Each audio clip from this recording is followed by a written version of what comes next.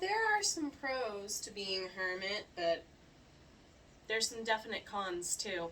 Let's go ahead and look at some of the cons and some ways us hermits can get used to being out among people again. See you here in a moment.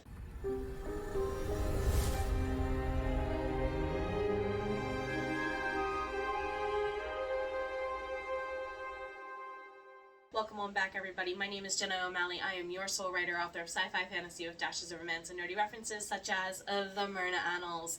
Hope to see you at some of the locations on the Side Quest book tour here soon, and check in the description box below for more on my upcoming course with Bardic Empathy and some opportunities for my fellow authors if you want to go ahead and join in. So the last time we did one of these, we talked about the pros of being a hermit, and they are very, very worthy pros. Unfortunately, there's some cons. Number 1, hermit mode can be very isolating and not in healthy ways. I often find that I feel what's called touch starved on a couple of days on end when I've been by myself, just working even virtually with people. We humans do need to feel a certain amount of natural touch. And, of course, there's the whole thing of, what even just a simple hug does to our brains in, antidepressant type ways, shall we say. Number 2, isolating can lead to a lot of self-doubt. Instead of exploring self-doubt, we can sometimes become lost in it.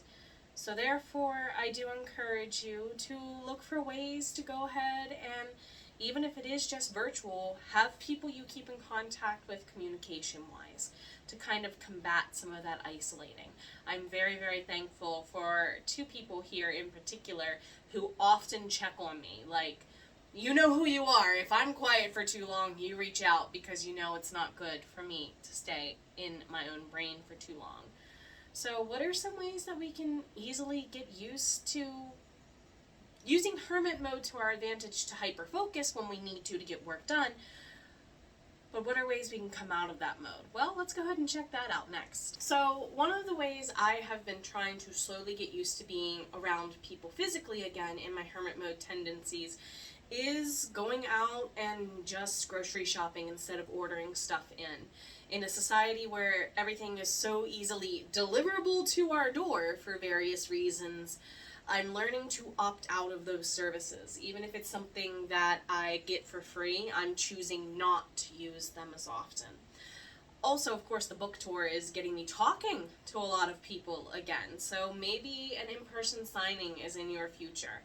I also do like to sneak off to the local festivals that are in my area, even if it's just me walking around by myself with an earbud in, enjoying the sights, right?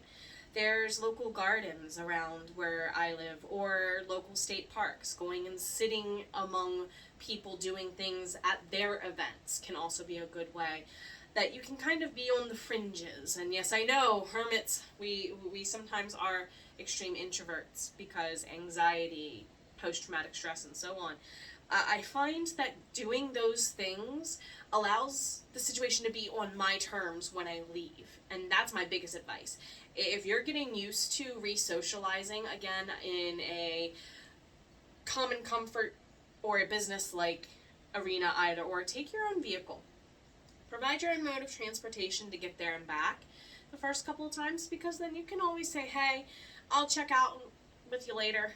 I gotta go take care of some things. And that's all you need to do. So what are some other ways I missed? What are some goods and some bads with the whole situation of being a hermit as a creative that I missed? Check them out. Share them in the comment area below. And of course, take care of yourself. Let's go ahead and talk next time about what I have done amid multiple moves in different homes over the last few years as a hermit to supply myself some sanctuary-like environments in my very office to make it inviting, while also fighting that hermit mode introversion that can sometimes feel choking. See you in the next one.